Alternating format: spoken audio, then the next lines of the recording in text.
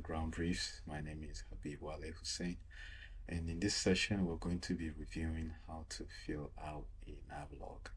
So if you're familiar with the pilot ground briefs, just in case if you're watching on YouTube, to give you some context, the pilot ground briefs will go over different topics on the ACS, and in this session this is going to be a supplement to the skills section of the cross-country flight planning in the ACS.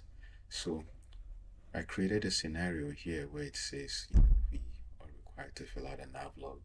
So I'll just go through the scenario here. It says prior to the day of your check ride, your examiner told you to plan for a cross-country flight from KISM to KBKV, and he will need you to provide a full risk analysis based on real-time weather and also provide information on any applicable NOTAMs that may affect your flight. So this is the scenario here. So it will require us to fill out a Navlog. When you have to fill out a cross-country navigation log, the very first thing you need is a sectional chart. So over here I have my ForeFlight open. It's basically going to show me a typical sectional chart. So if you have your ForeFlight app, you can come to the icon that looks like this just to make sure your map is properly set up.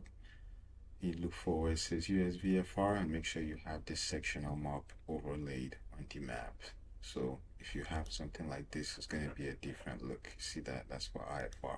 We do not want that for the purpose of this session. So we want a VFR navigation log. So here, this is our departure airport right here. So once we have this set up, the next thing we need is our navigation log form. And I'll show you a navigation log form here. So this is a Navlog form that we need to fill out. So the blue fonts are where I already started filling out, and I'll, just to save some time, I'll go over them with you soon shortly. But the general idea is this form is going to be empty when you start, and this is how you plan your Navlog, usually for your check ride.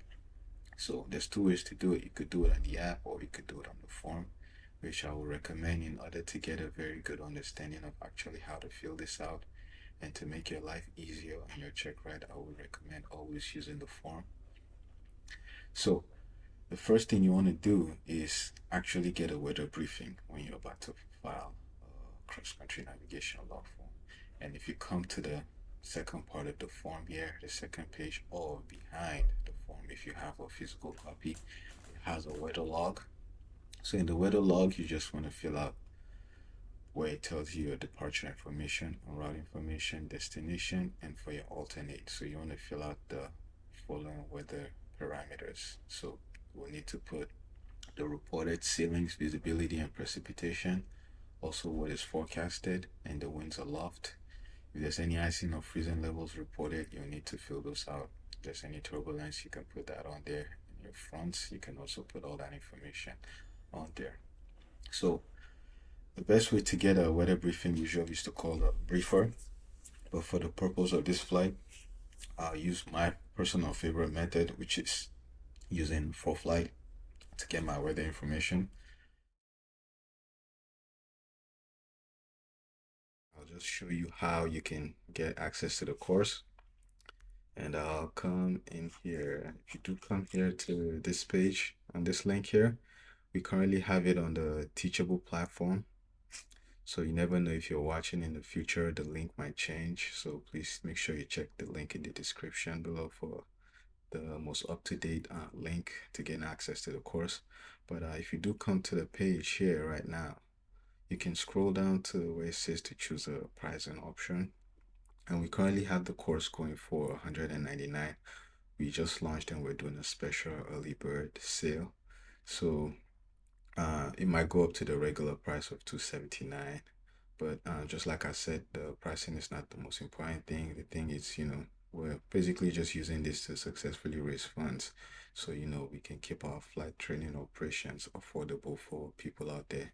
So like I said before, if you do purchase, just know you're helping somebody else become a pilot, and you also be getting access to great content that's going to help you sharpen your aviation knowledge.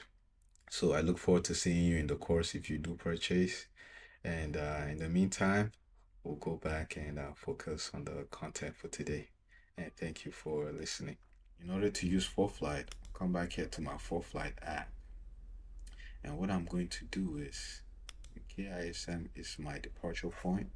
So I come here to my airport as my departure point. I click on that to get my airport. Come out here to my flight plan. I already pre-selected a couple of points here. But if I come out here to my airport, I get my airport here. It's the Kissimmee Gateway Airport, that's KISM. So what I want to do is come to the weather tab here on ForeFlight and I look at my METAR. So currently has a special observation. So what you want to do is look at the time, consider the time you're going to be flying, right? So the departure airport, right now it looks like this is the current weather. So what I'm going to do is come back here to my form and determine what it says is the reported weather for the ceiling, visibility, and the precipitation for my departure airport. So I can come back here to ForeFlight and look at what is currently reported, and then I'll look at what the forecast is. Everything should be based on like my departure time, but for the sake of this tutorial, to keep it a little bit more simple, I'll get my numbers from here. So what is reported currently is saying winds are 100 knots, 100 degrees at 5 knots, visibility is 10 statute miles, and cloud view at 200 feet and scattered at 4,200 feet. So I really don't have a hard ceiling here with my cloud coverage. So the next thing I'll look at here is the next one, which says broken at 049, which means its cloud ceiling is broken at 4,900. So this will be my ceiling right here, because these two are not considered ceilings. A few are scattered and not considered ceilings. So broken at 4,900 will be my ceiling. So I'll come here and put broken at 4,900 as my ceiling.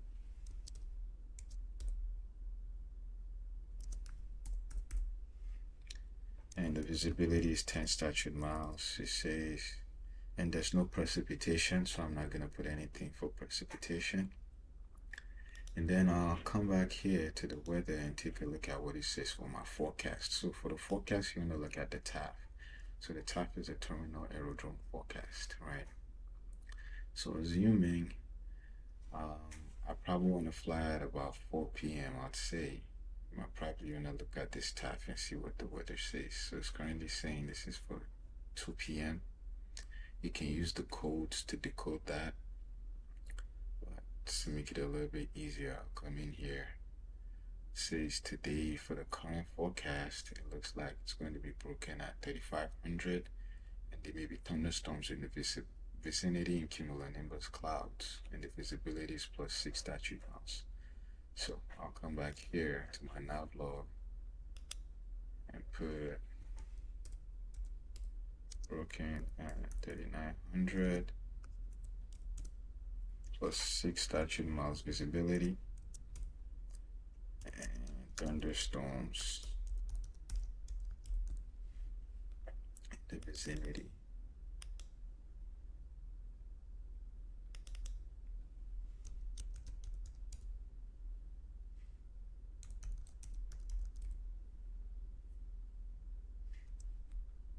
So put thunderstorms right there for that section.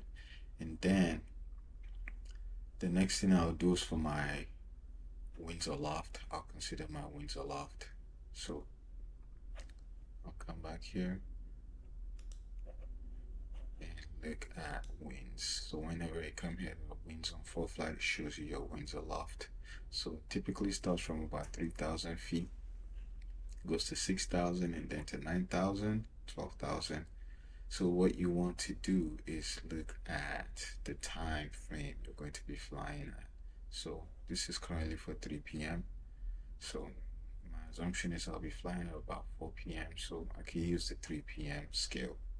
So if I come out here, the altitude I'll probably decide to fly will be at 4,500, because I'm going to be heading on the west direction, as you'll see shortly.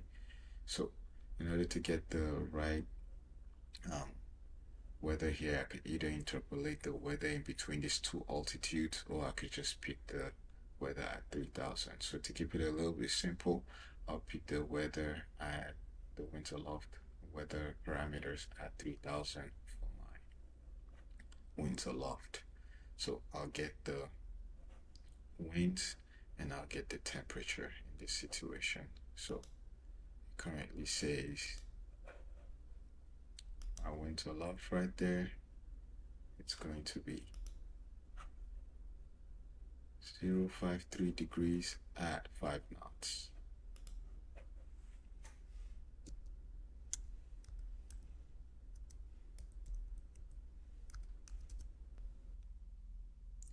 So just to save us some time, I went ahead and filled out the rest of the weather portion. So you can do the same thing for your en route portion. Just go to the meter, pick an airport somewhere in the middle of your route, and get that and fill that out. And then for your forecast, just get the tab. And for your winter loft, you can check the winds portion of ForeFlight. Once I'm done with the Navlog, I'll show you another method of getting the winter loft. But for now, we'll come back to the Navlog here and take a look at how to successfully fill this out. So the first thing you need to do is get your sectional, like I said, and then pick out your checkpoints. So the way I go through the Navlog is I just work my way from the left all the way to the right till I fill everything out here. And then as I do that, once I'm done with the first row, I move to the second row, fill that out, and then move to the third one and fill everything out. So that's the idea on how to fill this out. So I'll come back here to my sectional chart here, and once you have your sectional chart out, if you're doing this on ForeFlight, you want to come in here to your flight plan. You're going to put in your first airport, Kissimmee to 𝒃𝒃𝒃. You want to put your route. So once you do that, it gives you a straight line. So after you get the straight line, the next thing you want to do is pick out your checkpoints. So to save some time, I went ahead and picked some checkpoints here to make life a lot easier for us. So this is my departure airport here, the Kissimmee Gateway Airport, and it gives me a straight line all the way. It goes out to the west, all the way out here to 𝒃𝒃𝒃. So 𝒃𝒃𝒃 here is the Brooksville Regional Airport. So the Brooksville-Tampa Bay Regional Airport. So that's it right there. So what I want to do is just come in closer on my straight line and pick out my checkpoints. So like I said, I already picked out my checkpoints. And the first checkpoint I picked out here, as I can see, is a whole bunch of buildings here, like the yellow sign of the yellow areas on the sectional charts basically just tell you about where you have buildings, and at night is going to be full of lights. And then we have a highway here, the I-4, which is a pretty popular highway in this local area. So I picked that. So that will be my first checkpoint right there. So that's part of like my pilotage. So once I'm flying, I'll know once I hit this point, that'll be my first checkpoint. So what you want to do is pick that point and put that on your Navlog. So before I get to that point, what I want to do on my checkpoints is put the departure airport here first, and then I also reserve a spot for my top of climb. So the top of climb is basically another section we're going to use for special type of calculations. Just because once we take off, we're not immediately going to get our altitude. We're actually going to be gradually climbing before we get to our cruise altitude. So top of climb is there for us to calculate these numbers here for that point of the flight where we're actually gradually climbing up. So my first checkpoint I'm going to put here after my top of climb, which is the I-4 highway, like you've seen. And then the second checkpoint I'm going to use is going to be out here, also close to like where there's a bunch of buildings, and then all of a sudden there's nothing. So it's just swamp, or you know, just green grass. So that's what it looks like. So that'll be my second checkpoint right there. So while I'm picking out my checkpoints, what I also like to do, just to slowly start filling out the Navlog, is I like to get the distances. So I'll grab my ruler here from FourFly and I'll basically draw from the airport all the way to my first checkpoint to see what the distance is. So see, it's currently about 6.9 miles. So probably say roughly 7 miles. I'll put 7 miles on my Navlog right there. So if you come here, basically from this point right here, it's going to be from that point, it's going to be 7 miles right there. So this is where you have to be careful, because this first point right here doesn't use anything, and for the top of climb you want to leave that empty for now, because it's going to be a special calculation to determine the distance. So this is where we record the distance. So I want to come out here to the I-4 highway here and put my distance here. So I will have to be careful, because the box for the distance is leg, and then it gives you the remaining leg that you put at the bottom. So I'm going to put it in here. So I have 7 miles, 7 nautical miles for my distance. Get that centered up.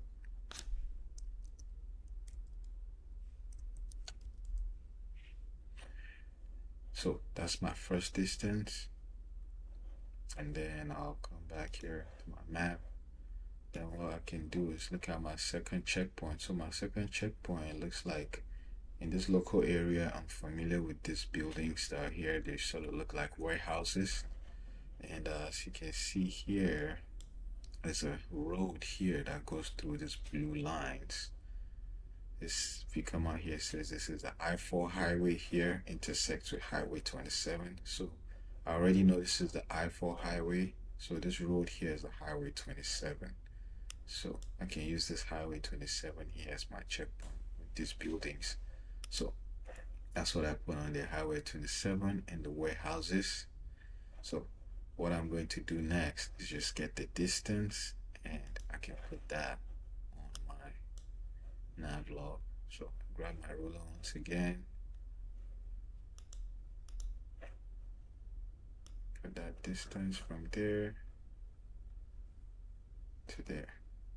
So that's about 6.5 miles. So come back, and this time around I'm going to use this section here for 6.5 nautical miles. So that's my distance for this point right here. So you do not want to confuse the boxes. It could get a little bit tricky, but just, you know, watch out for that. So once you get the distance, you do the same thing for the next intersection. So come back to my map here. So the next checkpoint, sorry, you do the same thing for the next checkpoint.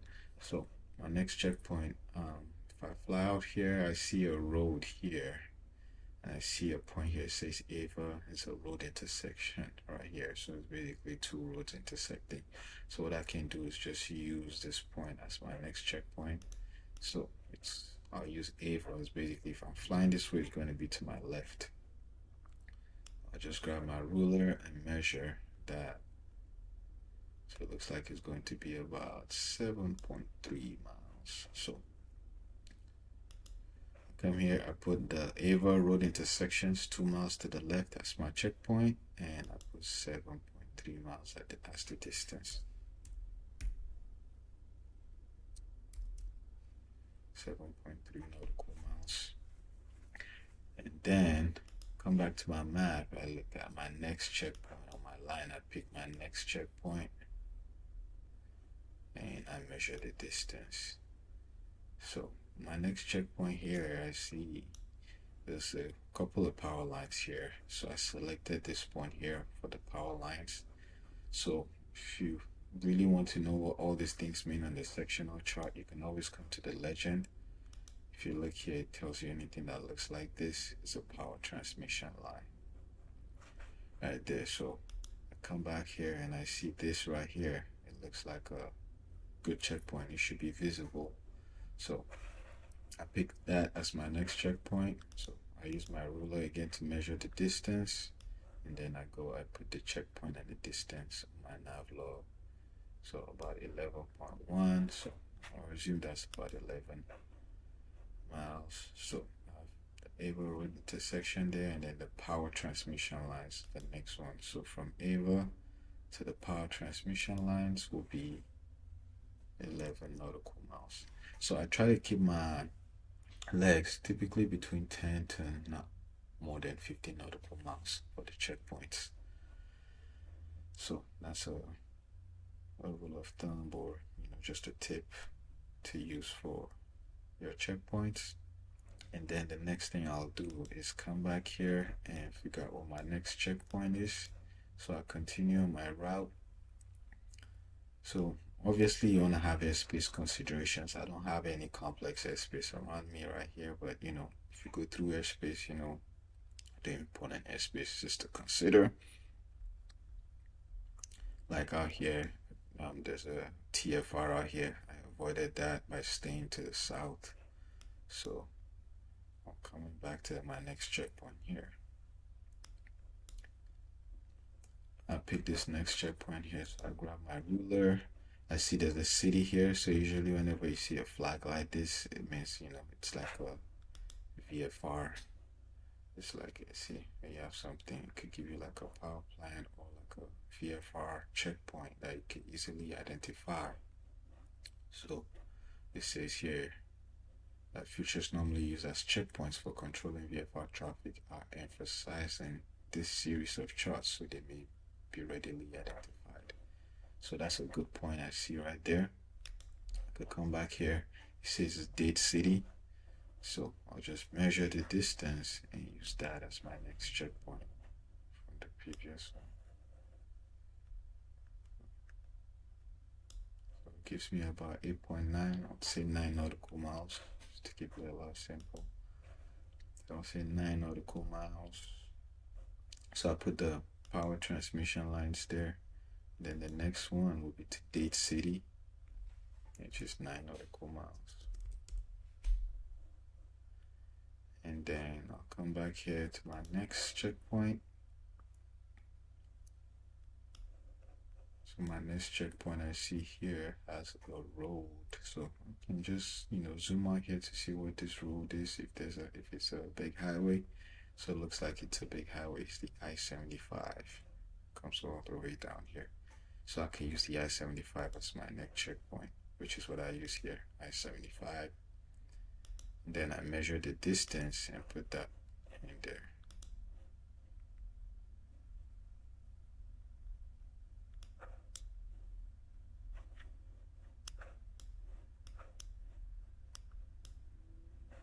So this looks like it's going to be a short distance.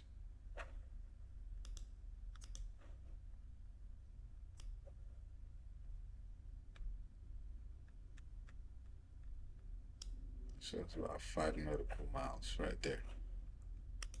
So I come back here from date city to I-75. I put 5 nautical miles.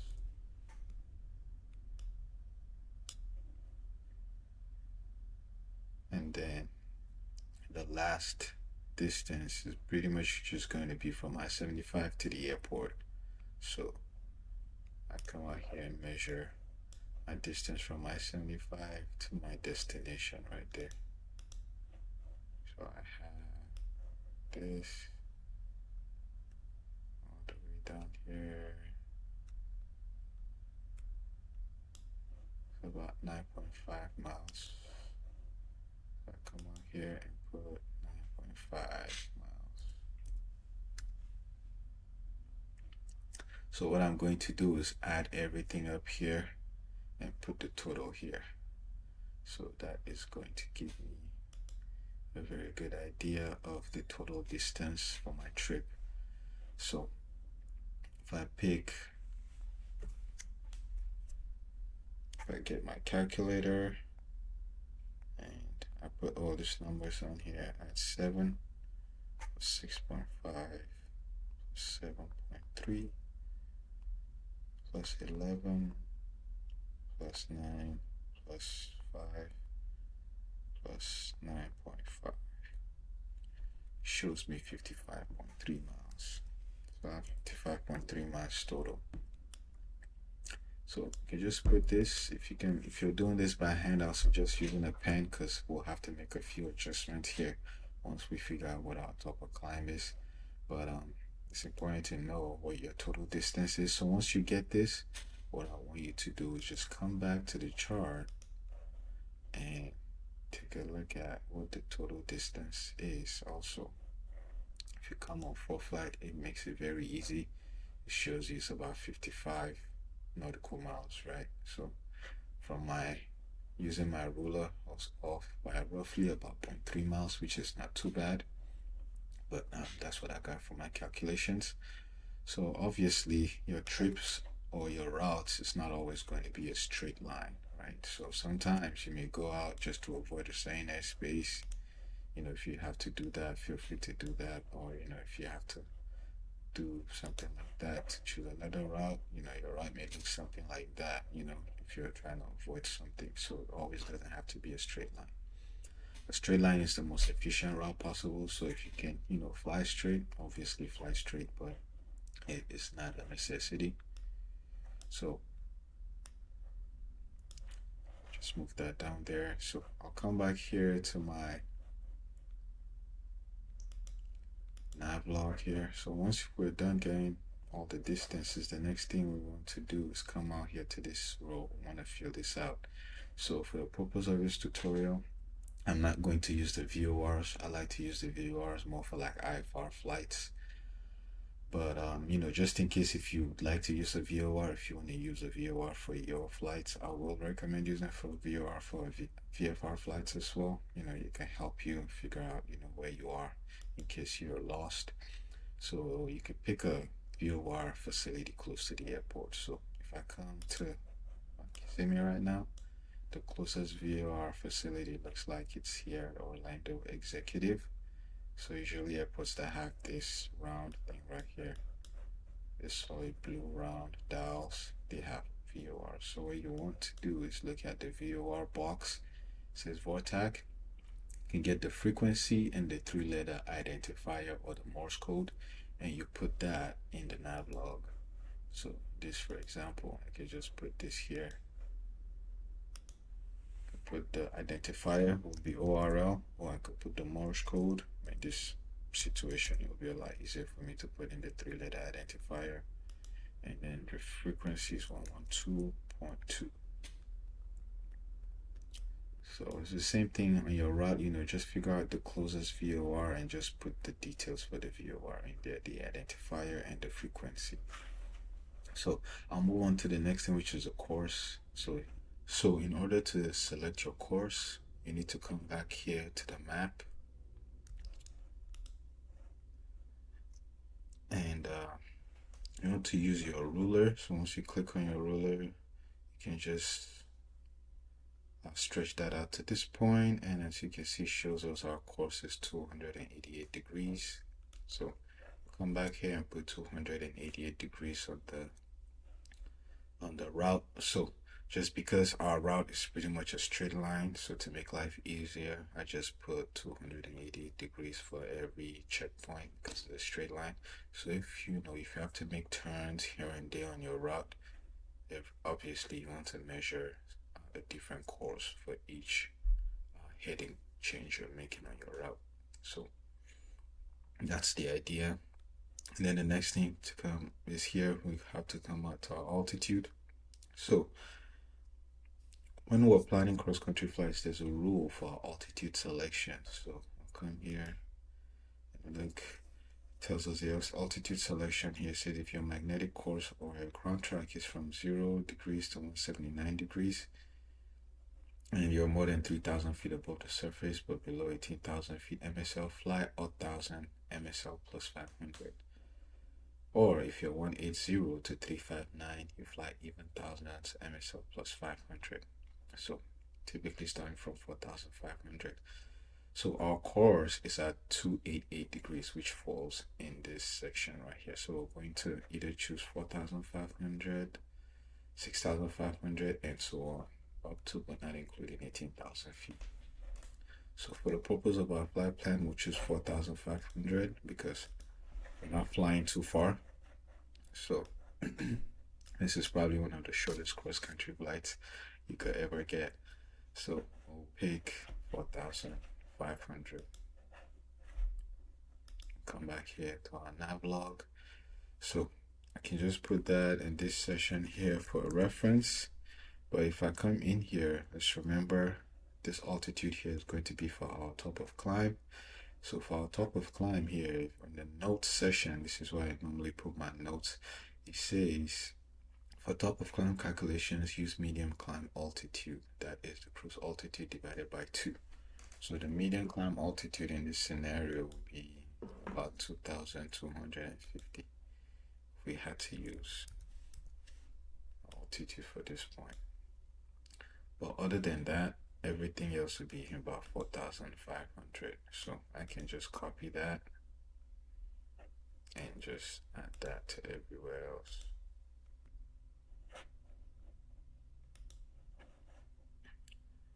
So just to save some time, I've gone ahead and updated the altitude for every section because our route is pretty much in the same direction.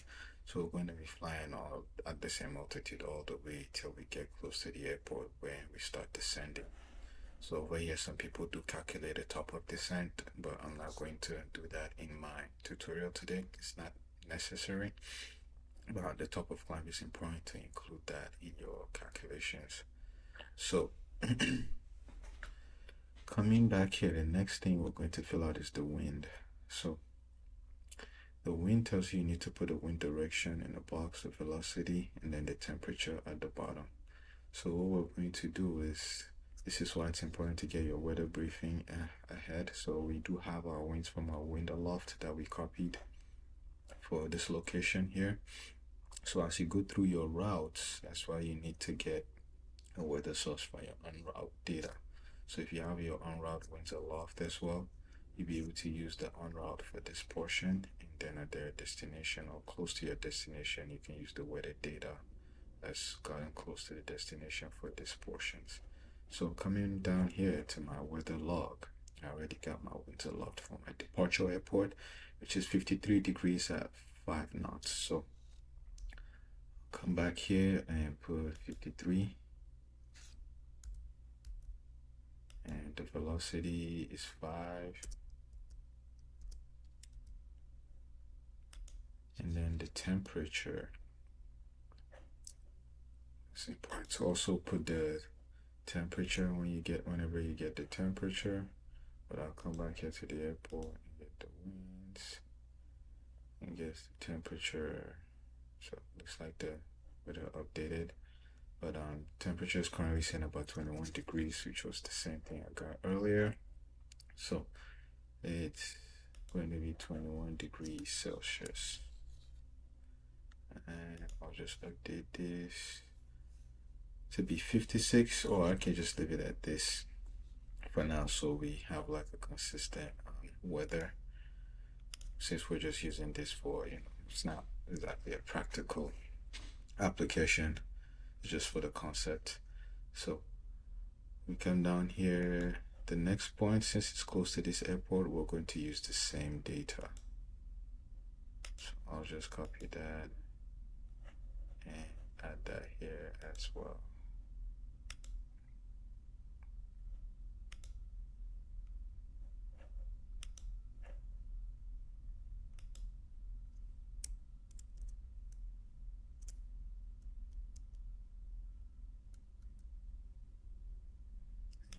Next point is also close enough, so I'll add that here as well,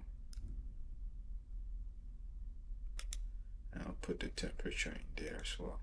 It's 21 degrees, and that's 21 degrees here. So once I get to this point, I'm already getting a little bit farther away from this station here where I got the winds aloft.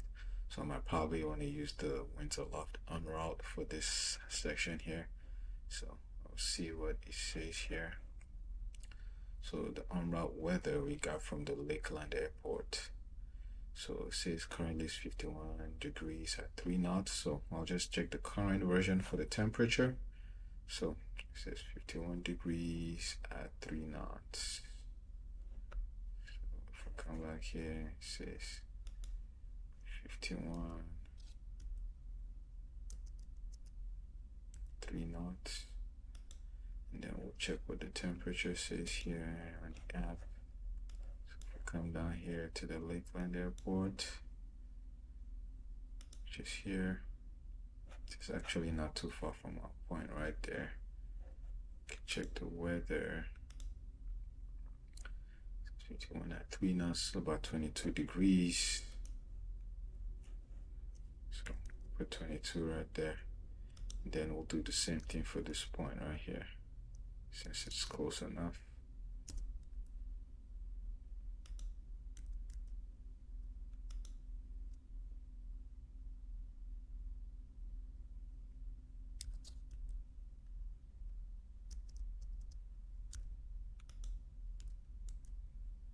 And then to this next point right here, coming to Highway 75 and Highway 75, at this point we're a lot closer to 𝒂𝒊𝒂𝒉, so what we can do is use the destination's wind aloft, the situation, which is going to be this 51 degrees at 3 knots as well. So close enough. Okay, so we'll put that in there.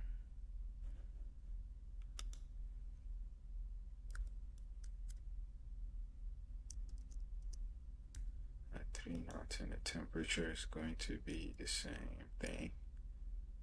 So, and all the way down to the airport, 51 at 3 knots and 22 degrees for the temperature. So that's how you fill out the wind section. Just check the winds aloft for your departure, for areas close to the departure airport. Check the en route section for your winds aloft for your en route section. Typically at the altitude close to your cruise altitude, you get the wind direction, velocity, and the temperature, and just put that in this section here.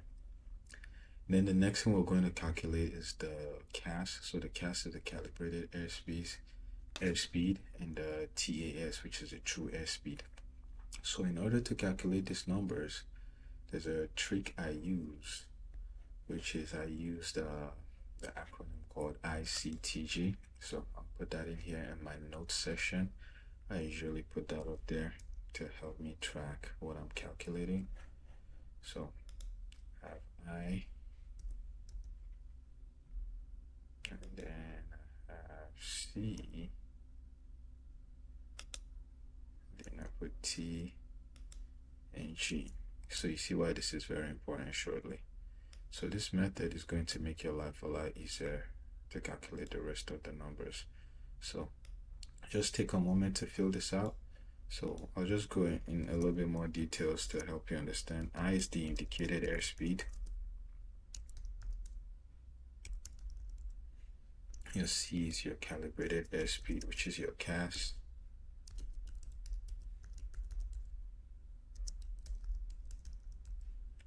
And then the T is for your true airspeed, which is the TAS. And then G is for your ground speed. So as you'll see shortly, we put a CAS in here. Whatever true airspeed we get, we'll put that in here. And then whatever ground speed we get, we have the GS here for the ground speed, we put that in here. So like I said, calculations for the top of climb, this row, which is for the top of climb, is special. So you want to think about the flow this way. So special because we have to get special numbers. Like I explained earlier, we're just climbing out of the airport. We're not immediately just going from the ground all the way to 4,500 feet, right? So we'll have to make a gradual climb. So in order to do that, we'll have to go to the POH of the aircraft to actually calculate these numbers. So you get these numbers from the POH. What I personally usually do is I get those numbers, I put them all here first for my top of climb, and then I transfer them onto my Navlog. So you can do this as well, or whatever the method works for you, feel free. but it's just the concept that I want you to really understand from this. So if you come out here to the POH, what you want to do is go to the time, fuel, and distance to climb table. So I have the time, fuel, and distance to climb table here. And on this table, it gives you the conditions on which the climb for the aircraft is occurring. So obviously you want to make sure you're using the right POH for your airplane. If your airplane doesn't have this, you look for something that corresponds to the parameters for time, fuel, and distance to climb table. So it gives you the parameters for flaps off, full throttle, and it's assuming standard temperature in this scenario. So what you want to do is figure out your pressure altitude. So for the sake of this flight, we're using the median climb altitude, which is at about 2,250, which is closer to 2,000, right? So if we come out here, we get the climb speed, KIAS. So KIAS is our not indicated airspeed. So this will be our indicated airspeed right here. So if we use this table right here, come close to 2,000, we get 73 knots. So that will be our indicated airspeed for that altitude, according to what the manufacturer says. So we have 73 KIAS. So once we have KIAS, this is why I like using this method. It's easy to calculate the calibrated airspeed for our climb, because there's another table here, the POH. If you come back here, there's another table. If you go back a few pages, there's a table that helps you do the airspeed calibration correction. So if you come to the airspeed calibration table, you want to make sure you're looking at the normal static source, because if you look here, there's an alternate static source table. So you only want to use the alternate static source table if you're flying with the alternate static source. But in most cases, the aircraft usually has the normal static source, so we will want to use that. So the configuration we looked at was for flaps up, so we're going to use just this section to make the conversion from our KIAS to KCAS, and this is how we get our KCAS, the CAS. So if we come, we have 73 here, and the next number we have is 80. So it looks like 73 is closer to 80, and we'll just stay right here. And if you notice, whenever you have any indicated airspeed that's close to 70, the table says your approximate calibrated airspeed is about the same thing. So this basically just means when we come back here to our Navlog, our calibrated airspeed is pretty much going to be 73 KCAS. So basically use the table to get your conversion value. So now that we found our KCAS, once you have your KCAS, you can calculate your true airspeed. So this is sort of like the idea we use in this method, because if you have the indicated, which you get from the POH, you can get your calibrated as well from the indicated in the POH. Then you could get your true airspeed from the calibrated as well, but this is not directly in the POH. Is a slightly different method you use to calculate the true airspeed, which I will show you shortly. So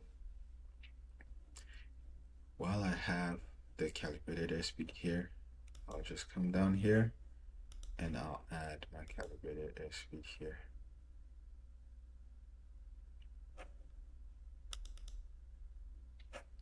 So put this down here slightly to help me out, and I can add my text here a lot easier.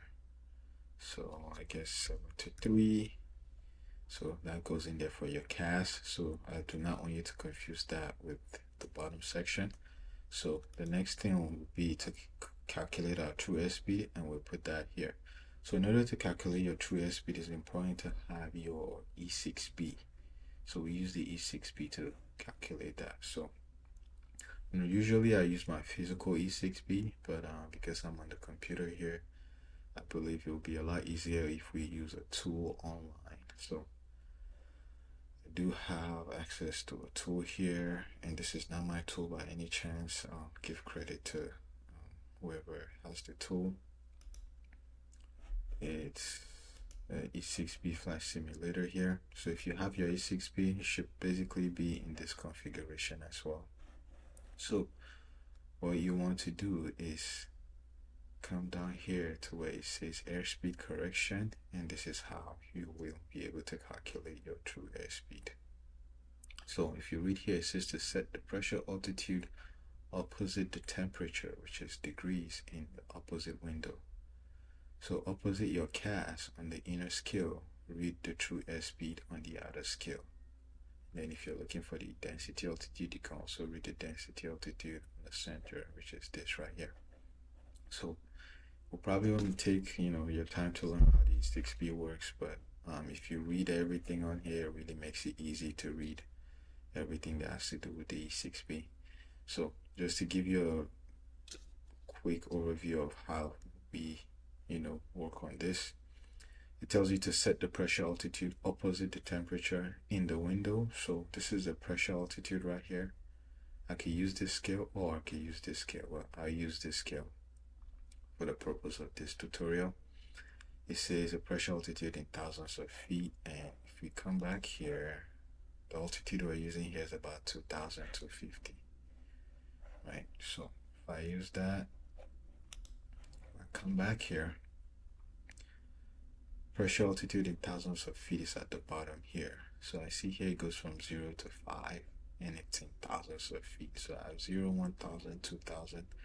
So I'm basically looking at this line right here, and then I need to set it opposite the temperature in degrees. So the temperature right now is about 21 degrees Celsius. So I need to look for 21 degrees and then line that up with 2,000. So the temperatures at the top here, it goes from 0 to plus 50. So it means each one is probably about 10, 20, 30, 40, 50. So 20, from 0, 20 to plus 50 will be this right here. So I just line that up with my 2,000 feet pressure altitude. So I just do that nicely. 2,250 roughly, so I'll go slightly after. So that about lines it up right there. That's what I'm looking at right there. So about 2,000 lined up with about, right there, lined up with about 20 degrees, 21 degrees, 20 degrees, almost the same thing, right? So it says once you line that up opposite the CAS on the inner scale. So this here is considered the inner scale, and this out here is considered the outer scale. So opposite the CAS on the inner scale, read true airspeed on the outer scale. So also, if you see, it tells you, it writes it on there, the CAS. So the CAS is on this scale right here, and then the TAS is on the outer scale right here, and all the way out here. So what I'm going to do is, since I have my CAS here, which is 73, so I'll just go read 73 on there. So I'll just come on this scale and look for 73. This is 70 here, so 73 somewhere here, 71, 2, 3, and then I just read my true airspeed on the other side. So it looks like my true airspeed is going to be, if this is 70, this is 75, this is 73. My true airspeed is going to be approximately, I'll probably say about 76. So come back here.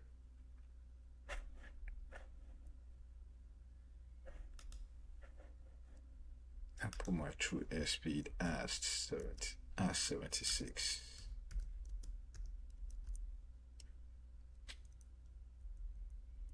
So since I have that, my true airspeed is 76. So I come down here, I put that in there as 76. So that's how you get that right there. So I know it feels like it's a lot, but just bear with me. Usually if you have like a straight rod, it gets a lot easier. with the calculations, but if you have like, you know, different turns in the route, you know, you have to keep calculating each number line by line. If you do this over a couple of times, it gets easier, but at first it may feel like it's overwhelming, but trust me, it's really easy. So the next thing you want to do is figure out your ground speed while you're doing this. So in order to get your ground speed, it's important to also move on to this section here where you're calculating your true course and your wind correction angles, because you also use your 𝒔𝒐 to do this, right? So what you want to do is move on to this section first and then get your true course. So we already have our course here. We just transfer that.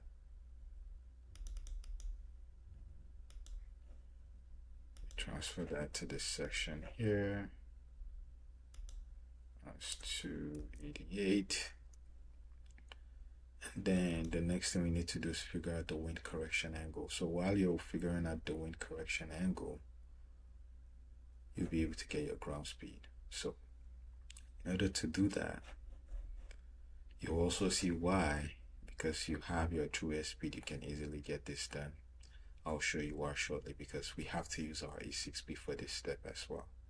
So if you come into this step, what you want to do is pull up your 𝒔𝒐. In this situation, I'll go to, I can use this 𝒔𝒐 right here. It gives you wind direction. It gives you the, you know, the instructions here actually. So if you have like a physical copy of your 𝒔𝒐, this will make it a lot easier to follow along as well. And I also do have another 𝒔𝒐 here I could use. I'll use this because it gives me everything step by step. So what you can do is, for the 𝒔𝒐, just read the steps. So it says place the wind direction under the true index. So if I come back here to my Navlog, I have my wind direction already for this section, right? So my wind direction is 53 degrees at 5 knots. So I'll come here and put 53 degrees at 5 knots.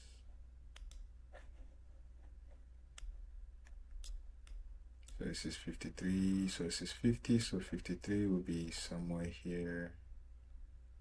I'll just put that under the true index right there, line that up with this 0 that says true index. Yeah, slightly right there, it's perfect. And then I can hit next here. So if you're using the physical 𝒔𝒐, just use your hand to twist it. It's pretty straightforward. And then it says to mark the wind velocity up from the center point. So what you want to do is, usually you need to set this at like a line here. Any line would work as long as it's on a, you know, number here. Should be fine. So my wind velocity is 5 knots. So from this point to this point, they're in scale of 10.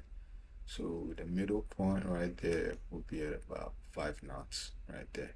So you see, automatically puts that right there for me as 5 knots.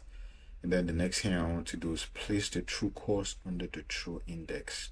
So come back here to my Navlog and look for my true course here. It's 288 degrees. So I put that under the true index. So look for 288 degrees. So 288 is all the way here. So I'll just turn this to 288 right there. It's pretty close to right there. Shows me 288. I'll place that under the true index right there. And then the next thing I do is, next step, I slide the wind velocity mark to the true airspeed. So you see, this is where it's important to calculate your true airspeed, and how knowing your true airspeed helps you find out your ground speed. So we slide the wind velocity mark to the true airspeed. So this is the wind velocity mark. So I'll just use this to slide it to the true airspeed. So my true airspeed I found in this row for the top of climb, it was 73 or 76. So 76 looks like it's all the way down here. So that's 70, this is 80, so 76 is going to be slightly above right there. Actually, it gives me 76 right there. So that looks good.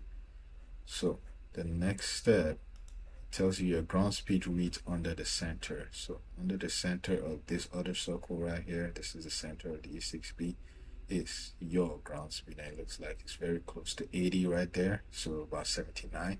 See, it tells you here your ground speed is 79. So I come back here to my Navlog. I put my ground speed there at 79 first, GS, and I come out here to this section and I put my ground speed as 79. And then I also come back to my E6B. So while I'm doing this, there's two things I'm going to get from this section. I'm going to get the ground speed, and I'm also going to get my wind correction angle. So I have the wind correction angle. It tells you reads between the center line and the wind velocity mark. So this is the center line here, the center line right here, and this is the wind velocity mark. So each one, I believe, is in 2 degrees. So it looks like this is the first one is in between 2 and 4 right there. So it gives me 3, roughly about 3 degrees right there. So my wind correction angle is 3 degrees. So in order to figure out if it's a positive or negative, you know, you have to look on your E6B. Sometimes it tells you what direction. If it's on the right side, you can take a look at this. For example, it tells you your wind correction angle. If it's on the right side, it's plus. If it's on the left side, it's negative. So this situation was on the right side, so it's a +3. So that's how you figure that out. If it was on the left side, it will be a -3. So I come back here on my Navlog and put my wind correction angle. So here you see also here it tells you if it's on the right side it's a plus, left side is a minus. So I put 3 right here. 3 is positive. And once you get this, the true cost, is easy for you to move on to calculating your true heading. So you just add that 3 to 288 and you get your true heading. So I'll just try to make this smaller so I can fit that in there.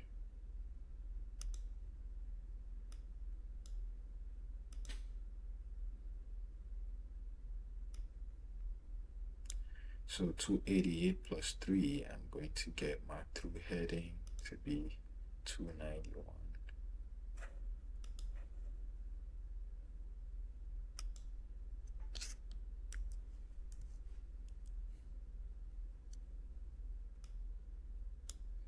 So that's how I get my true heading. So since I have this, the next thing I need to go is at the bottom here is to calculate my east or west variation. So variation, basically, if we come back here to the slides, it tells us about variation right here.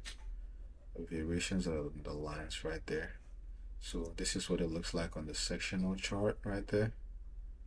So if we come back here to our sectional chart, actual sectional chart, on our route, we'll have to look for the closest line of variation to figure out what our variation is. So it looks like the closest line of variation is right here on the map. It's this right here that says 6 degrees west. See our route here. So this, our variation is basically 6 degrees west for the purpose of this plan. So I'll come back to the Navlog here, and it says plus for west, so I'm going to put +6, or you can just put 6, but I like to put +6 just to help you understand. And then once you get your variation, the next thing you want to do is similar to what we did back here. We added this or subtract this to get this. The same thing we do with this. We add or subtract to get the magnetic heading. So 291 plus 6 will pretty much give us a magnetic heading of 271.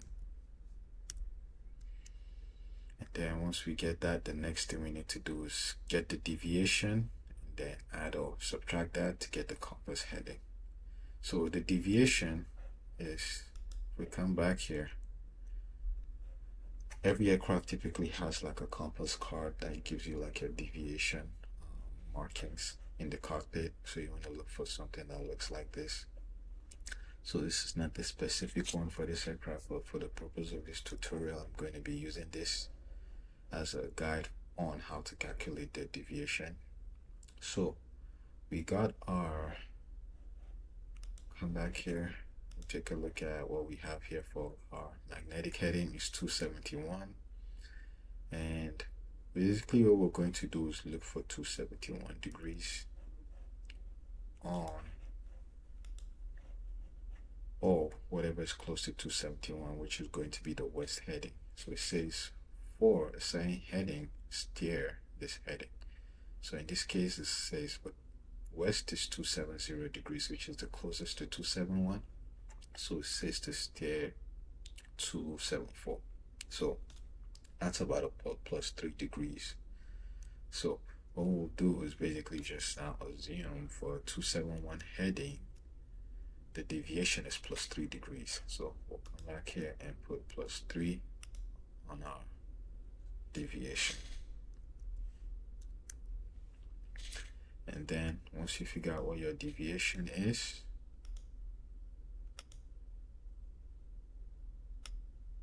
you can pretty much just add that to get what your compass heading is. So in this case, it's going to be 274.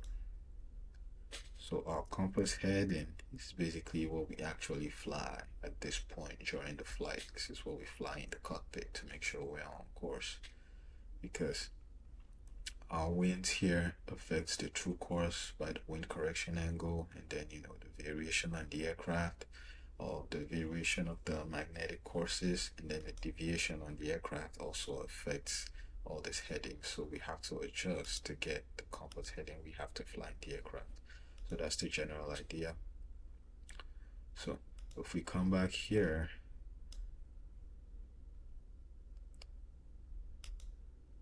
the next thing we'll intuitively move to calculating is the distance.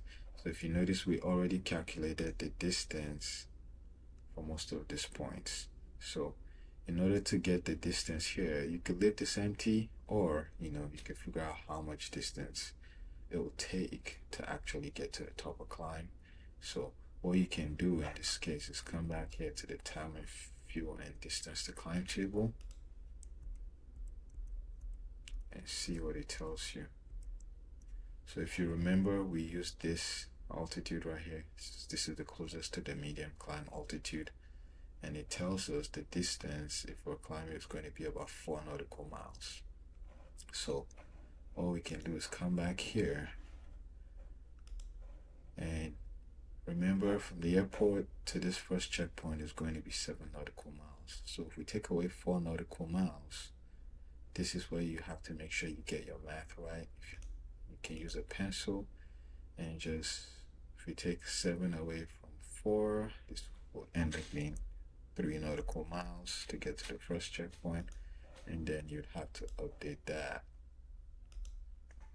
to 4 nautical miles as the time, distance, and climbs table suggested. So you see, if you add this 2, 4 plus 3, you end up having 7 that we had here. So this is another way to go through the calculations, or you could just leave this empty. But if you come in to calculate all this, then you'll be left with nothing to really calculate. So I always suggest updating this number and just making the adjustment to this spot right there. So if you add everything up again, we'll still end up getting the same number we have here. So that's the idea. So the next thing we'll do is we'll move on to the next section, which is time. So it's going to calculate the expected time en route.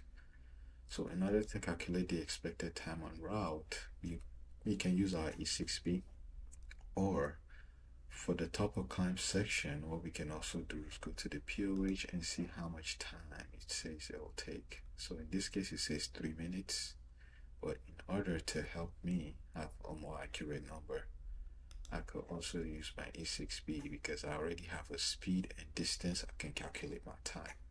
So if I use my 𝒑𝒐𝒏 and get my numbers, in order for me to be sure my numbers are correct, it needs to be close to this number right here for me to get like an accurate, double check my readings, right? So what you can do using your 𝒑𝒐𝒏 is you can come out here. I'll go to the front of the 𝒑𝒐𝒏 here. So it tells you to set your miles per hour or knots and speed under this, and depending on if you have your distance, which is on the outer scale, and your time, which is on the inner scale, you can line them up and get whatever parameter you're looking for. So at least as long as you have two of this from this three value equation, you can get the other number. So if we come back here, we have our distance and we have our speed. So we're going to line this up on the 𝒑𝒐𝒏 and see what we get. So 4 nautical mile distance and 79 knots ground speed. We'll see what time we get.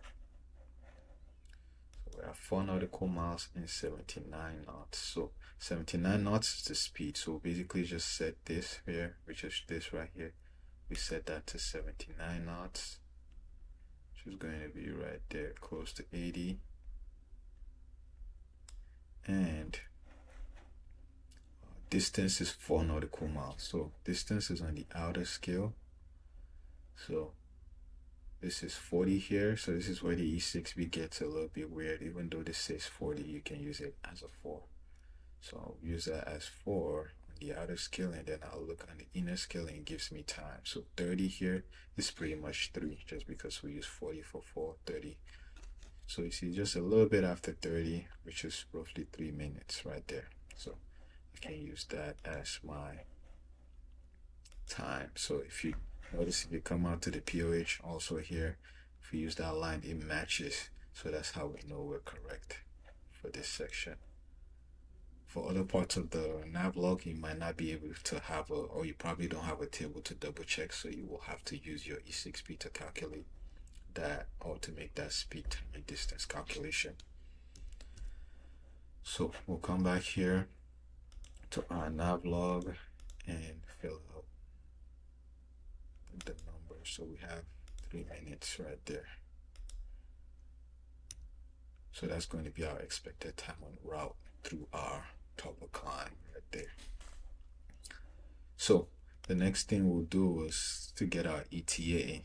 So assuming, if we left at 20 Zulu, so we can put our time off here,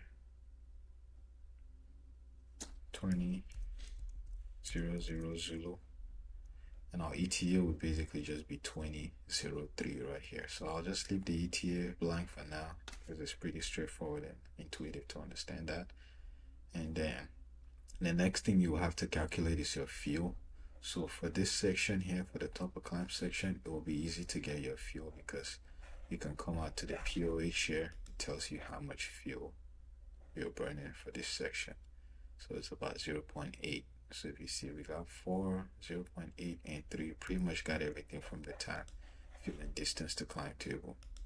And you could double check those numbers with your 𝒑𝒐𝒏. So get 0.8 here for the fuel. So just to double check with the 𝒑𝒐𝒏, I can come out here. It tells you if you have your gallons per hour, you can get your total gallons. Or if you have your total gallons, it takes you to, fly. You could get your time by setting the gallons per hour. So we already got that from the table, so I'll leave that at that. So that's pretty much how you fill out this whole section here for the top of climb. It's the only one that's a little bit complicated, but other than that, everything else should be pretty straightforward. So the next step will be to calculate. See, if you follow this method, we already pretty much filled everything out here. So the next thing will be to calculate the true airspeed. So for this on route, we're not really calculating the CAS anymore. We're just calculating the true airspeed for the next checkpoint. So because at this point we're already cruising, what we will need is our cruise performance. So we need access to the cruise performance table. So if you come here to the POH, this page here gives you the cruise performance table. And in order to get your numbers, I already went in depth in another video on how to calculate our performance numbers. So I went in depth into how to get the numbers for your standard temperature. So if you want to watch the performance video to understand how to do that, you're very welcome. Check the link in the description for the details, or just check the other supplement topic we did on performance and how to use your cruise performance table. But for the purpose of this flight, I'll just do a quick run through on how to obtain the cruise performance numbers for this scenario I'm working on. So my pressure altitude from cruising, roughly we're going to be probably at about 4,500 is the closest to 4,000. So I'll use this section right here, but for my temperature, I'm pretty much going to be interpolating between these two, because I see my ISA is about 12 degrees above the standard temperature. So it's not exactly at 20 degrees, it's at 12 degrees. So I could choose to use 20 just to be a little bit more conservative with my numbers. So actually I'm going to use 20 degrees above standard, which means I'm just going to use the numbers in this part, this last three parts of the table. So I'll have to choose my power setting here. So zooming out on like fly, not too fast, but with a decent amount of power, I'll fly at 2,400. So I'm going to be using this row here for 4,000. So my maximum continuous power is about 57, and then my true airspeed is going to be 107. My gallons per hour, which is what I'm really looking for right now, is going to be 8.1. So I have two numbers I need to put in my Navlog from this table right now, just for making that determination. And this is how you explain this portion if you're in a check ride. So I get 107 knots for my true airspeed, and I get 8.1 gallons per hour for my how much fuel I'm burning per hour. So 107 and 8.1. So I have 107 here, and then my 8.1 goes here, up here for my GPH. So when I'm cruising, I'm pretty much going to be burning 8.1 gallons, and my true airspeed is going to be 107. So because, and this is how I tell you it gets easier, because my route is pretty much a straightforward route, my true airspeed for all these points is pretty much going to be the same thing. So I'll copy that, and I'll just put the same thing right there. Oops.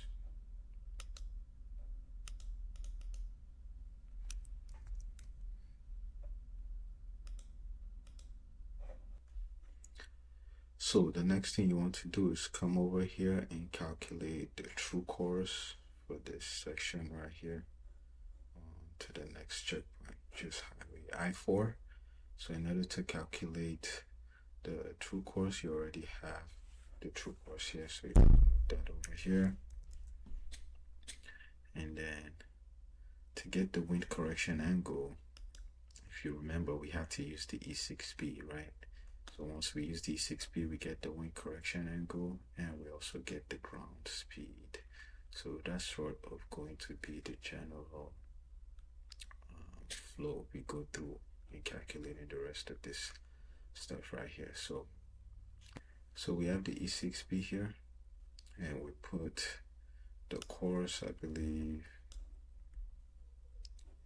You can just go back to the very first step here to start afresh. It says to place the wind direction under the true index. So the wind direction is 53 degrees at 5 knots. So we do 53 degrees, 5 knots. That's that right there. And then 5 knots. So it says the next thing is mark wind velocity up from the center point. So center point will be at this point, it's going to be right there. 5, right there is 5. This time I have it at the center of 2 thick lines, so 5 is just going to be to the next thick line right there. So the next thing it says to place the true course under the true index. So my true course is 288 degrees.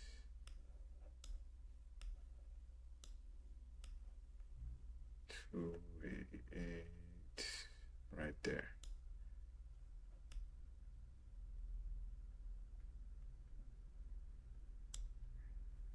So the next thing it says to slide the wind velocity mark to the true airspeed. So I'm just going to slide this to the true airspeed is 107. So I'll come down here to 107.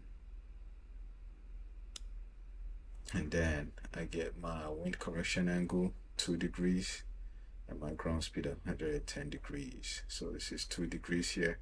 It's to the right, so it's most likely going to be positive. And then my ground speed is 110 knots. So I come back here, I put +2. And then I come back here to my ground speed. My ground speed is going to be 110. So that's how you do that. So once you get this done, in order to save some time, as long as you have the same wind conditions, you should be able to, and the same true airspeed, you should be able to pretty much transfer the same numbers you got here and here, and also as long as your true course is the same thing. So for this next checkpoint, it's pretty much going to be the same thing because our wind is the same thing, our course is the same thing, and our true airspeed is the same thing. So I'll put 288 here. I'll put +2. And then I'll put here 110 knots ground speed. So you see, this just saved you some, energy in calculating over and over again, slowly filling everything out. So even when it comes to this point right here, I could pretty much approximate, because you see 53 knots and 5 knots is not too different from 51 knots and 3 knots. So the numbers are very close to each other. So I can assume my numbers will stay the same for the most part. So if my wind was like drastically different, then I'll probably have to recalculate these numbers here and a new ground speed. But the numbers are pretty close to each other, so I'll keep it the same. And if you explain yourself this way in a check by the examiner, would understand things like this as well. As long as it's reasonable. If it's not reasonable, then it's a no-no. You'd have to recalculate those numbers. So you don't want to like get lazy and not actually calculate those numbers, right? So put that 110 there, and I'll just do the same thing all the way down here.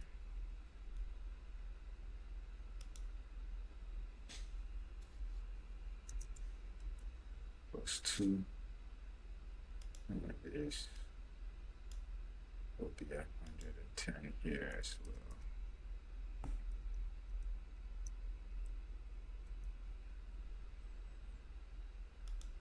Then we do the same thing here. We'll just verify. It's 288 still. 107. The winds is pretty close. Pretty much getting the same numbers.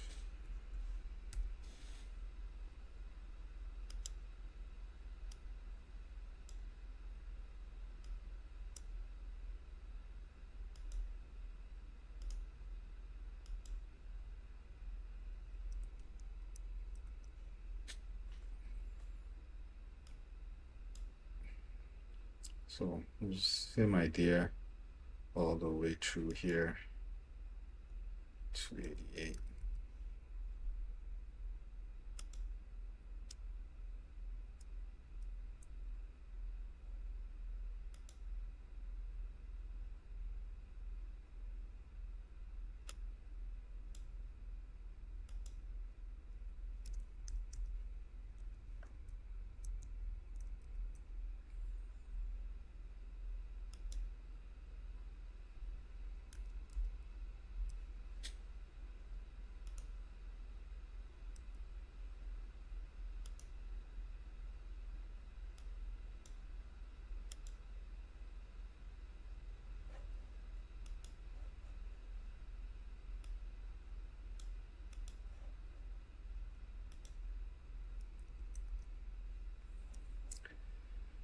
So the next thing you could do is come here and calculate the true heading. Come back up here. So we already know how to calculate the true heading. It's going to be, you add this to this and get that number right there. So the variation really doesn't change, and the deviation, for the most part, it looks like once we add all these numbers up, you're pretty much going to be the same since it's a straight line. So just remember, if the numbers change, obviously you have to do a new calculation. But since it doesn't change, I'll just assume all these numbers are pretty much going to be the same thing for this whole section right here. So I'll fill this out to save some time in the final version, but I'll move on to this section here, and we'll assume you're pretty much done filling everything out here. So in the final version of this, you can review to see the full thing. But the next important portion is here, where we have to fill out the time, expected time on route, and our fuel on route, right? So this is important because we have to use our 𝒂𝒐𝒏 over here. So like I said earlier, for speed and distance calculations and time, if you have either speed or distance, you can calculate time. If you have just the speed and time, you can calculate distance. If you have just distance and time, you can calculate the speed. So here we already have the distance and speed, so we can calculate time, right? So the expected time on route here is what we're looking for. So here you need to be a little bit more careful because the distances are usually different. Even if you're flying a straight route, your checkpoints are at a few nautical miles away from each other. So you'd want to verify that, but I'll just do a couple here, and then you should be able to understand how to fill out the rest of them. So the distance here is 3 nautical miles, and the ground speed here is 110 nautical miles. So what I'll do is go to my 𝒂𝒐𝒏 here. I'll use this one and go to the wind side. Go to the bull side. Here I'll use this formula here that says you have your speed, distance over time. You can do that. So we have our speed and we have our distance, 3 nautical miles. So we'll set our speed here, which is 110. So we'll take this and put it at 110, which will be right there at 11 right there. Will be 110. And then what we can do is, it says once you set this, your distance is outer and time is inner. So we have our distance, which is 3 nautical miles. So that will be 30 here. And then our time will be in here. So it looks like it's in between 16 and 17. So what that is telling us is basically telling us it will take roughly about 1.6 minutes to about 1.7 minutes, I'll assume. So if you use the scale, you know, you can kind of like understand the scale in that manner to help you understand the time difference. So, or to help you understand the scale, I should say. So this will be 1.6 to 1.7 minutes. So close to about 2 minutes. So I'll just round it up to about 2 minutes just to be on the safe side, because 1.6, 1.7 minutes is pretty much 2 minutes. So I'll come back here to my expected time on route and put 2 minutes on there. And then the next, I'll come down here and do the same thing for this checkpoint where I have 110 speed but 6.5 nautical miles distance. So I'll come to my 𝒂𝒐𝒏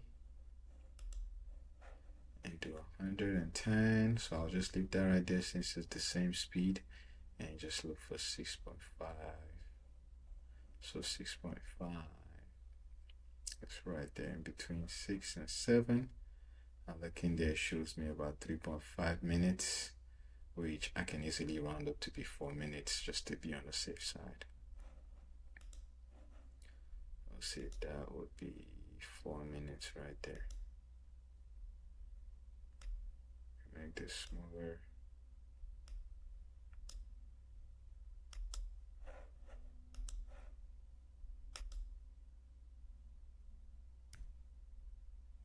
So it'll take me 4 minutes to fly from this checkpoint all the way down to this checkpoint right here.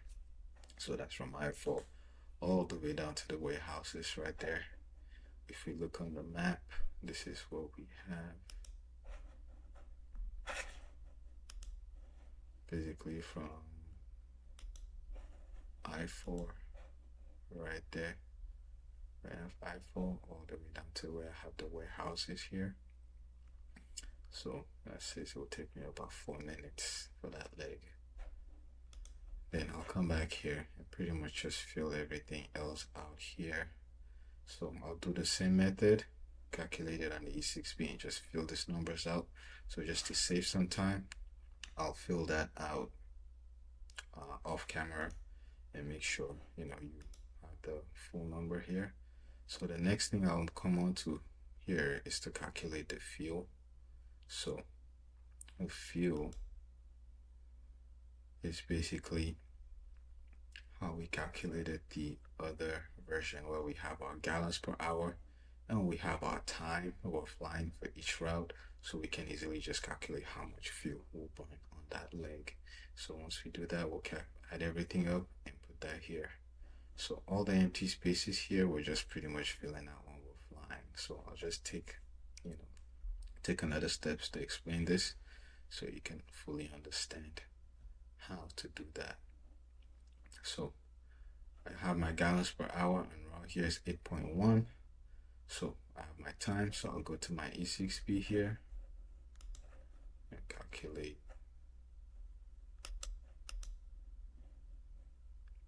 So I'll just turn this here, as you can see your gallons per hour 8.1. So I'm gonna set this at 8.1 right there. So this 8.1 right there, 8.1 is just slightly after 80 right there. That's 81. It could be 8.1. So I have my time. So once I get my time, it will be on the inner scale. I'll just look at what's on the outer scale to get how much fuel I'm actually going to burn. So here also you need to do the whole math thing to make sure it makes sense. So the time, it says here on the Navlog, is going to be about 2 minutes. So I'm flying for 2 minutes. So I'll try to see 2 minutes. So time is on the inner, so I just look for where I have 2. So 2 is going to be here, right here. 20 right here will be 2. So if 20 right here is 2, on the outer scale would give me how much total gallons I'm burning.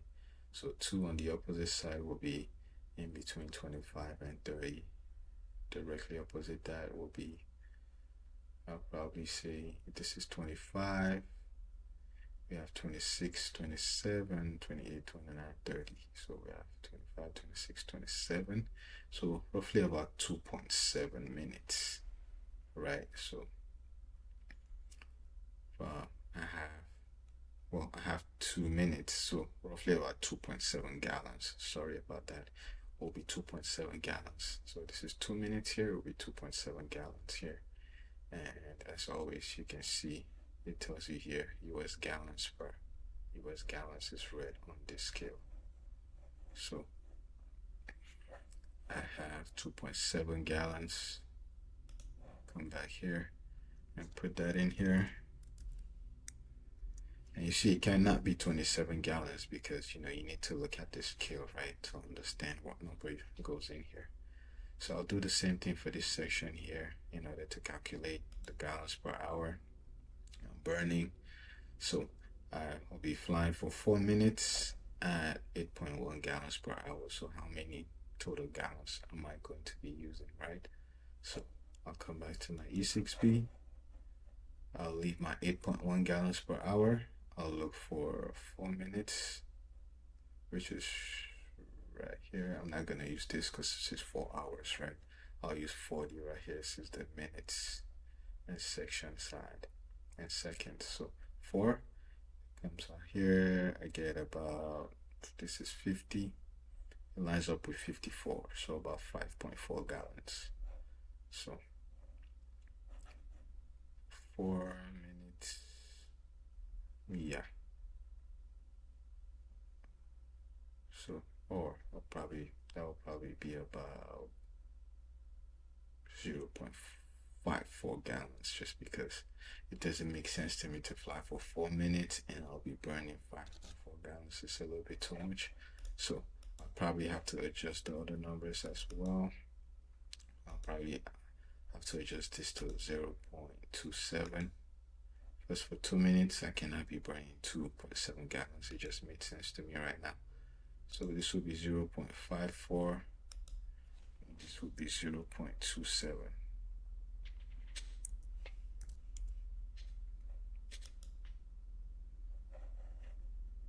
Sorry about that, but we'll just make the slight correction here. 0.54.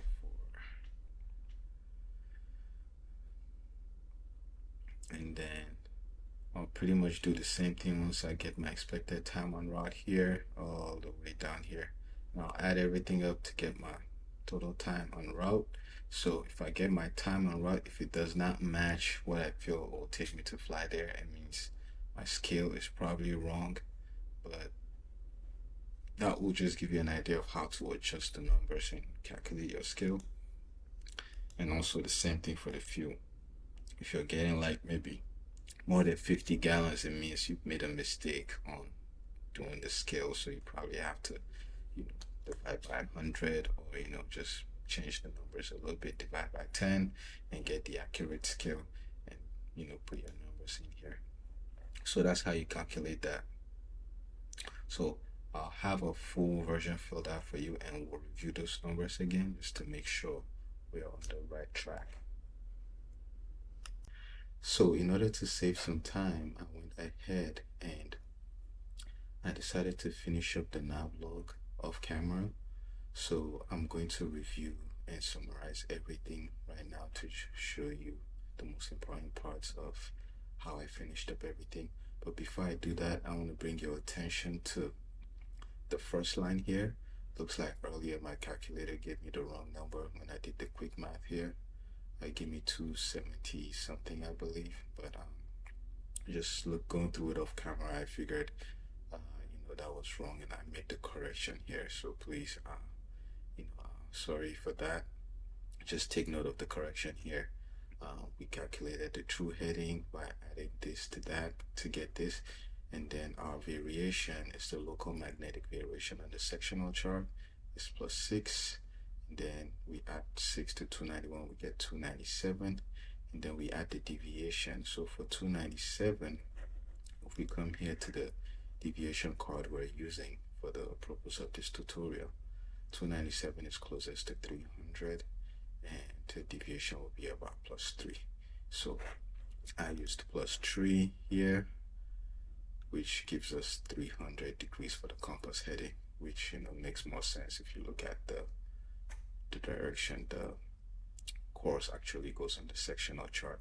So I don't know why I didn't catch that, but it's been a long day, so I caught that off camera, so that's good. So would you please just make this correction, and I'll be putting a copy of this for you to download as well. If you're logged into the Pilot Ground Briefs course, you should be able to download a copy of this and review that on your free time. But just to recap everything, we're pretty much done with the second part. So our course is a pretty straight line, so for the most part the true course calculations are pretty much going to be similar.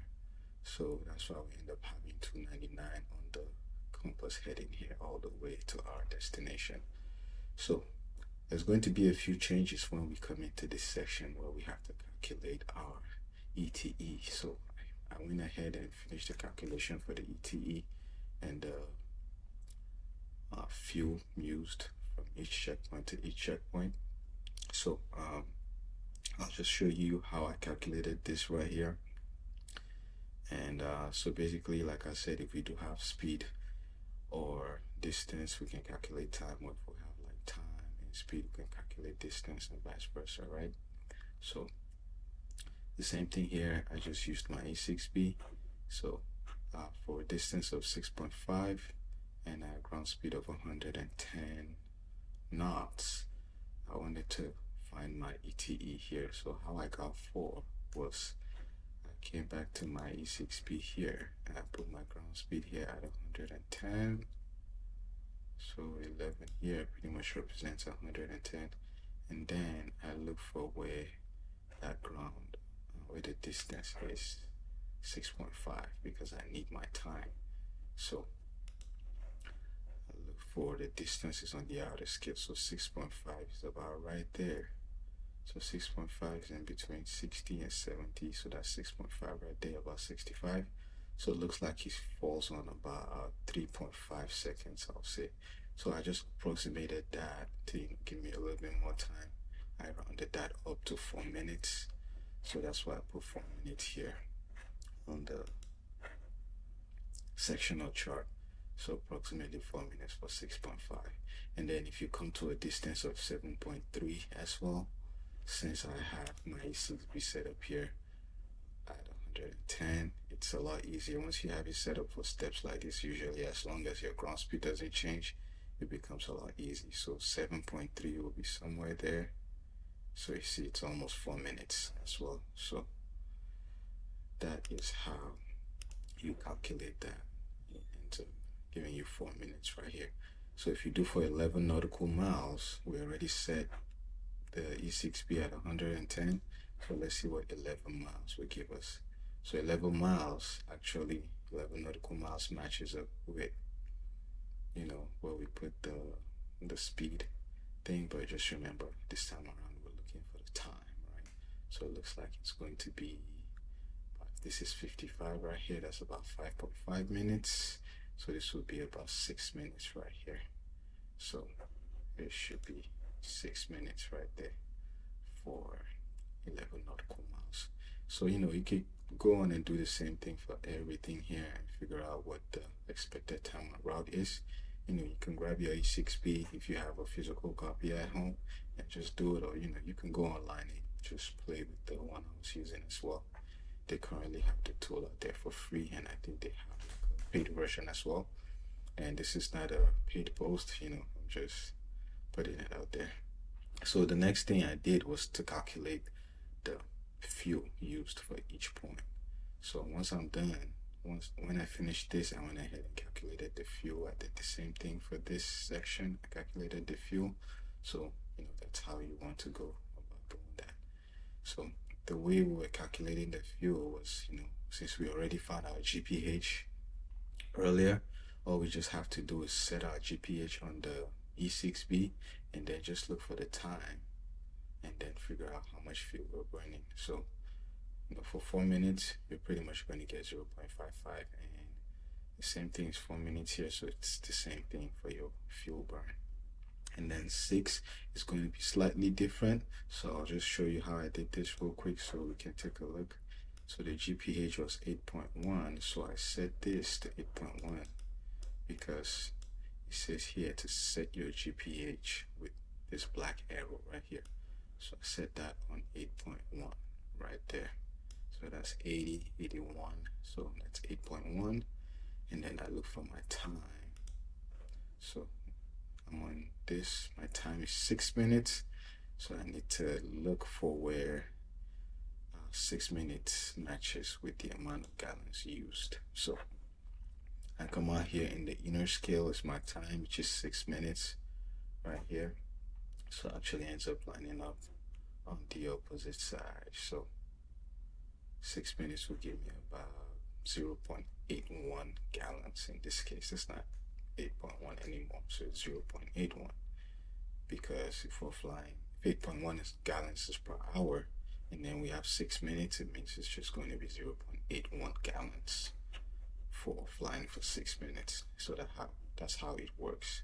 That's how you want to think about that. And then I went ahead, did the same thing for 5 minutes. 5 minutes turns out to be about 0.67. And as you can see here, the same place where I have 5 minutes flying time, I pretty much just copied 0.67 on there. So how I got the 0.67 is the same thing. We come back to the 𝒔𝒑 and look for where we have 5 minutes.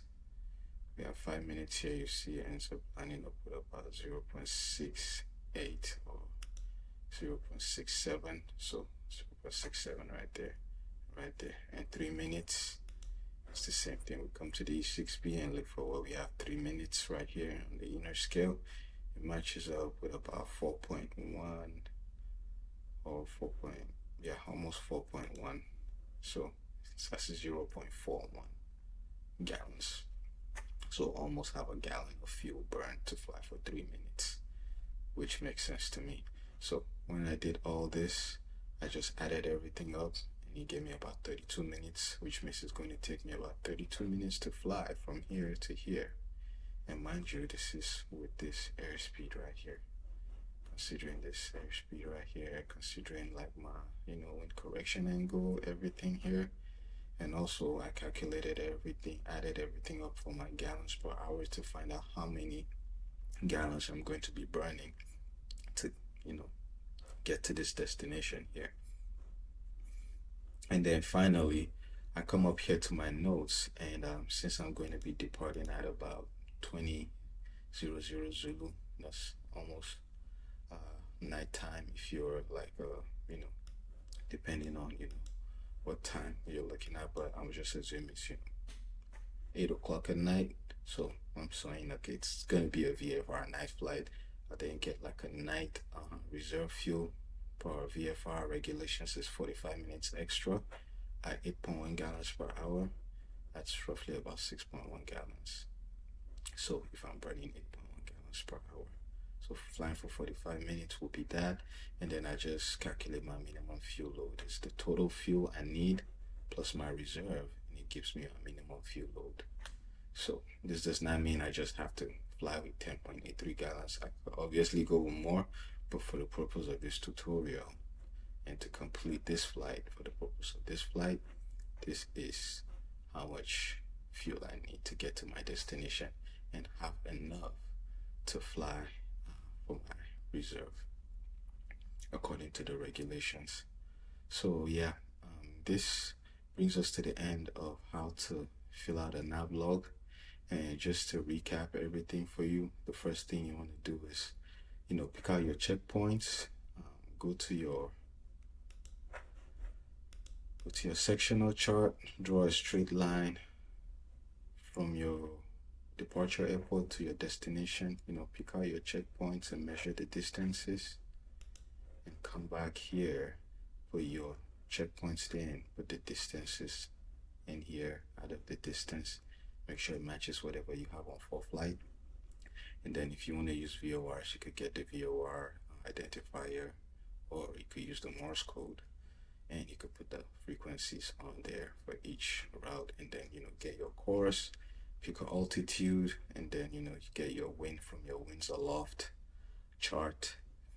And then you start with the top of climb calculations. You get your ICTG from the POH, the first two from the POH, and then the last two you use your 𝒔𝒑. And then I could just put a note there to help you remember how I got this ones. So I got the indicated airspeed from the POH, the calibrated was from the POH, and the true airspeed was from the 𝒔𝒑. So I'll just add a note there to help you remember if you're going to be using this method.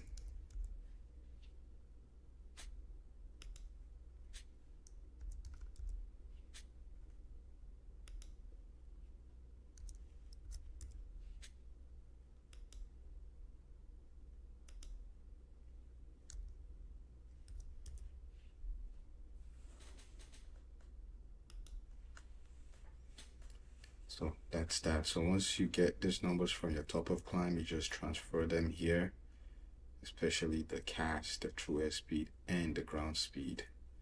Once you get those, if you didn't see where I did this calculations, just go back to the early parts of the video to see how we calculated everything here. So once you're done with your top of climb numbers, which you most likely get these numbers from your time, distance, and fuel to climb table, you can move on to your checkpoints and find your cruise performance gallons per hour and finish up the rest of the calculations.